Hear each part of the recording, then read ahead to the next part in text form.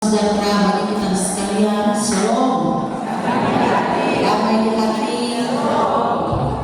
Puji nama Tuhan.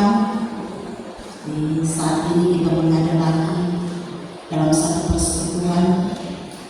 Kemudian kita sungguh bersyukur kepada Tuhan bahwa kita boleh lagi menikmati hari yang baru di minggu yang keempat di bulan Juli.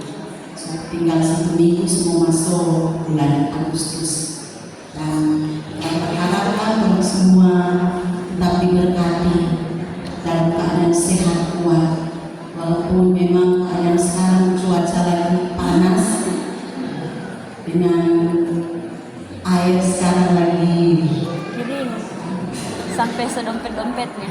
setengah matikan, tapi Tuhan percaya Tuhan sedia atau tetap ada dia kasih cukup-cukup, lupa. Jemaat yang dikasihi dan diberkati Tuhan, hari ini di Minggu 26 Juli lewat bacaan firman Tuhan kita dalam kitab Injil Yohanes pasal 7 ayat 53 sampai pasal 8 ayat 11. Maka tema mingguan kita sebagai warga Gereja Masjid di Minahasa diberi judul pergilah dan jangan berbuat dosa lagi mulai dari sekarang. Jemaat yang dikasihi dan diberkati Tuhan, Injil Yohanes memiliki gaya struktur unik yang berbeda dengan ketiga Injil Matius, Markus, dan Lukas. Injil ini secara umum menekankan keilahian Yesus Kristus sebagai Putra Allah serta pentingnya iman dan kasih dalam kehidupan kekristenan. Injil ini menyatakan dengan jelas bahwa Yesus adalah Firman yang menjadi manusia dan memiliki sifat ilahi sama dengan Allah Bapa. Injil ini ditulis dengan tujuan sebagaimana dalam Yohanes pasal 20 ayat 31, supaya kamu percaya bahwa Yesuslah Mesias anak Allah, dan supaya kamu oleh iman memperoleh hidup dalam namanya. Injil ini tidak hanya sekedar catatan sejarah, tetapi pernyataan teologis mendalam tentang kebenaran yang menjelma dalam diri Yesus Kristus. Yohanes pasal 7 ayat 53 sampai pasal 8 ayat yang ke-11 mengisahkan tentang Yesus Kristus yang mengajar di bait Allah selama perayaan Pondok Daun.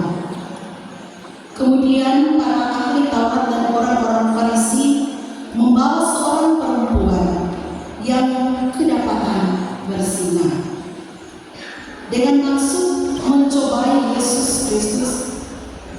Mereka merujuk pada hukum Musa yang mengharuskan perempuan tersebut dirajam. Dan Yesus Kristus bukannya langsung menghakimi perempuan itu, tetapi justru menantang para penuduh untuk melemparkan batu pertama jika mereka tidak berdosa. Dan hal ini menunjukkan bahwa Yesus Kristus memahami bahwa hukum Taurat harus diterapkan dengan keadilan dan belas kasihan. Jemaat yang dikasihi dan diberkati oleh Tuhan kita Yesus Kristus, setiap manusia pernah melakukan kesalahan dan dosa. Ada dosa yang diketahui oleh orang lain, ada dosa pula yang tersembunyi. Dan seringkali manusia lebih mudah menghakimi kesalahan orang lain daripada melihat dosa yang ada dalam dirinya sendiri. Kisah perempuan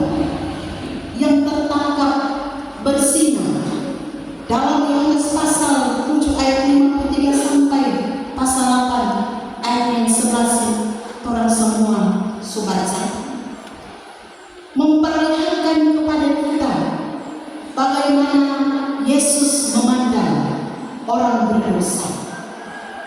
Ia tidak membenarkan dosa, tetapi juga tidak menghukum orang yang datang kepadanya dengan hati yang terbuka. Melalui peristiwa ini kita belajar bahwa kasih karunia Tuhan selalu memberikan kesempatan baru untuk bertobat dan hidup dalam kebenaran. Lewat bacaan kita saat ini, mari kita melihat, memperhatikan ada 3 hal. Yang pertama, Yesus menunjukkan bahwa semua orang berdosa. Dalam ayat yang ketiga sampai ayat yang ke-9, ahli-ahli Taurat dan orang-orang Farisi membawa seorang perempuan yang tertangkap berzina kepada Yesus. Mereka ingin menjebak Yesus dengan hukum Taurat yang menuntut hukuman rajam bagi pelaku zina. Namun Yesus hanya menjawab, barang siapa di antara kamu tidak berdosa, hendaklah ia pertama melemparkan batu kepada perempuan itu. Dan perkataan ini menyadarkan mereka bahwa tidak seorang pun yang layak menjadi hakim atas sesamanya, karena semua manusia adalah orang berdosa. Dan hal ini mengajarkan kepada kita semua, jangan kita cepat menghakimi orang lain. Sebelum menilai kesalahan orang lain, periksalah kehidupan kita sendiri. Kita semua membutuhkan kasih karunia Tuhan. Dan yang kedua, Yesus memberikan pengampunan kepada orang berdosa. Dalam ayatnya yang ke-10 sampai 11a. Setelah semua orang pergi, Yesus bertanya kepada perempuan itu, "Hai perempuan, di manakah mereka? Tidak adakah seorang yang menghukum engkau?" Dan ketika perempuan itu menjawab bahwa tidak ada seorang pun, Yesus berkata, "Aku pun tidak menghukum engkau." Perkataan ini menunjukkan hati Tuhan yang penuh dengan belas kasihan. Yesus datang bukan untuk membinasakan manusia, tetapi untuk menyelamatkan. Pengampunan Tuhan diberikan karena manusia layak menerimanya, tetapi karena kasih dan anugerah. Jemaat yang dikasihi dan diberkati oleh Tuhan, hal ini mengajarkan kepada kita bahwa tidak ada dosa yang terlalu besar untuk diampuni Tuhan jika kita bertobat. Kasih karunia Tuhan selalu membuka kesempatan baru bagi kita, dan Tuhan melihat masa depan seseorang, bukan hanya masa lalunya. Dan yang ketiga, pengampunan harus diikuti pertobatan. Dalam ayatnya yang ke-11 ini, setelah mengampuni perempuan itu, Yesus berkata, "Pergilah dan jangan berbuat dosa lagi mulai dari sekarang."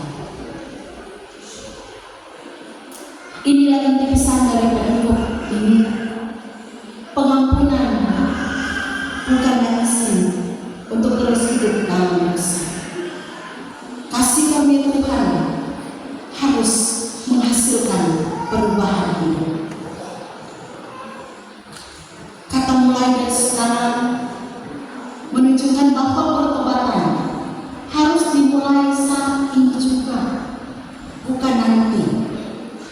Tuhan memberi kesempatan baru agar kita meninggalkan kehidupan yang lama, dan kita berjalan dalam ketaatan kepada Tuhan. Ini mengajarkan kepada kita bahwa pertobatan adalah perubahan arah hidup kita. Orang sudah menerima pengampunan dari Tuhan harus berjuang untuk dapat meninggalkan dosa itu. Dan kesempatan baru dari Tuhan harus digunakan untuk hidup lebih dekat kepada Tuhan. Karena itu sebagai jemaat, apakah yang dapat kita lakukan? Jangan kita menjadi pribadi yang suka menghakimi orang. Mari datang kepada Tuhan Yesus apa adanya, dan kita akui dosa-dosa kita kepada Tuhan.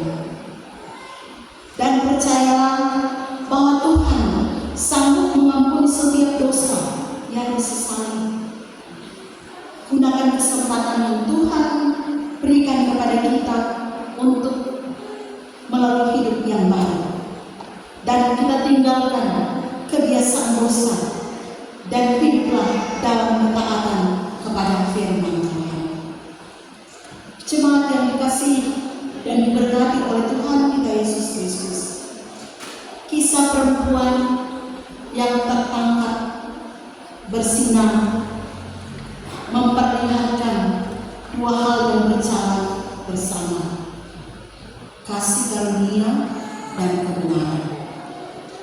Yesus tidak melemparkan batu penghukuman, tetapi juga tidak membiarkan dosa tetap menguasai hidup perempuan ini. Dan hari ini Tuhan juga berbicara kepada kita. Mungkin kita memiliki masa lalu yang sangat kelam, kegagalan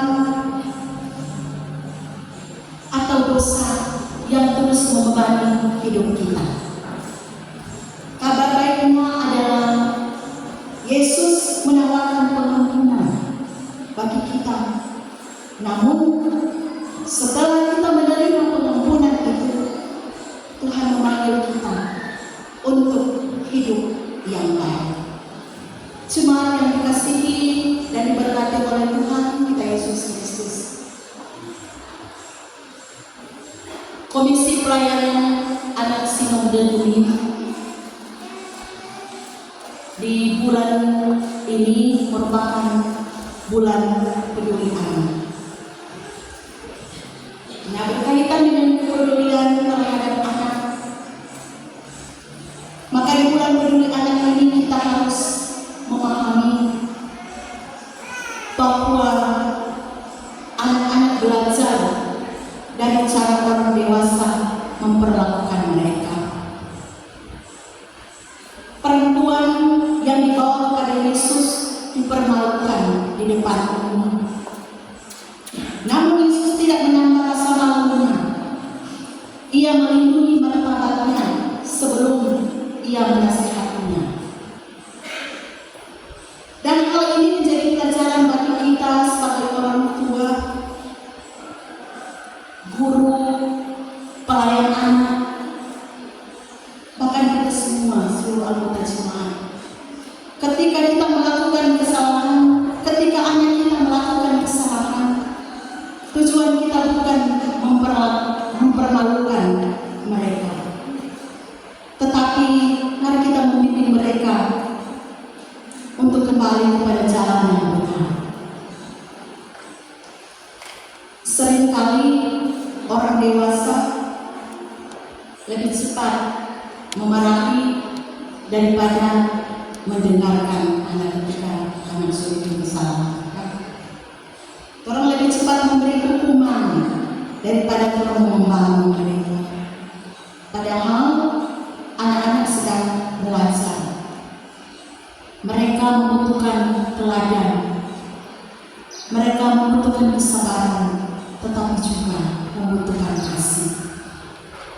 Dan ketika Yesus berkata, jangan berbuat dosa lagi, perkataan ini bukan hanya demi kebaikan perempuan tersebut, tetapi juga demi orang-orang yang ada di sekitarnya. Setiap dosa memiliki dampak sosial. Perselingkuhan dapat menghancurkan keluarga kita. Kekerasan dapat melukai jiwa anak. Kebohongan dapat menghilangkan kepercayaan. Kecanduan dapat membuat anak kehilangan figur yang seharusnya melindungi mereka. Karena itu, ketika orang dewasa bertobat, anak-anak sering menjadi pihak yang pertama untuk dapat merasakan buah pertobatan tersebut. Maka kalimat Yesus dapat dimaknai demikian, bertobatlah sekarang karena hidupmu sedang membentuk masa depan anak-anak. Gereja dipanggil untuk menjadi tempat yang aman bagi anak-anak. Para ahli Taurat memakai perempuan itu sebagai alat untuk mencapai tujuan mereka. Dan Yesus justru memulihkan martabat manusia. Gereja dipanggil meneladani Yesus. Anak-anak tidak boleh merasa takut, diabaikan, atau tidak didengar di tengah persekutuan orang percaya. Mereka harus mengalami kasih Kristus melalui sikap jemaat. Dan ketika kepedulian kepada anak-anak bukan hanya mengajar mereka di sekolah minggu, tetapi juga melindungi mereka dari kekerasan, mendengarkan pergumulan mereka, memberi teladan hidup yang benar, menciptakan lingkungan yang aman dan penuh kasih, dan mendoakan pertumbuhan iman anak-anak kita. Mulai dari sekarang adalah komitmen bagi kita sebagai orang yang percaya, sebagai keluarga. Perintah Yesus tidak berbicara tentang masa lalu, tetapi tentang keputusan hari ini. Maka sekarang mari kita sebagai keluarga, sebagai orang tua, mari kita membuat satu komitmen. Mulai dari sekarang, saya akan lebih banyak mendengarkan anak daripada memarahinya. Mulai dari sekarang, saya akan mengurangi kata-kata yang dapat melukai hati anak-anak kita. Mulai dari sekarang, saya akan menjadi teladan dan doa, kejujuran dan kasih. Mulai dari sekarang, saya akan meluangkan waktu bagi anak-anak saya. Mulai dari sekarang, saya akan menjaga mereka agar bertumbuh dalam iman kepada Kristus. Jemaat yang dikasihi dan diberkati Tuhan, kasih Yesus kepada perempuan itu bukan hanya menyelamatkan satu orang, tetapi menunjukkan seperti apa kerajaan Allah bekerja, memulihkan, bukan menghancurkan. Jika orang dewasa hidup dalam pertobatan yang sungguh-sungguh, anak-anak akan bertumbuh dalam lingkungan yang penuh dengan kasih, yang penuh dengan aman dan mengenal Tuhan. Masa depan gereja dan bangsa dibangun bukan hanya melalui khotbah yang baik, tetapi melalui orang dewasa yang mau menaati perkataan Yesus. Pergilah dan jangan berbuat dosa lagi, mulai dari sekarang. Maka dengan demikian, kepedulian terhadap anak-anak dimulai dari pertobatan orang dewasa. Anak-anak membutuhkan hanya bukan juga membutuhkan teladan hidup yang dapat menunjukkan kasih, pengampunan, kekudusan, dan tanggung jawab di dalam Kristus. Amin. Kita dengar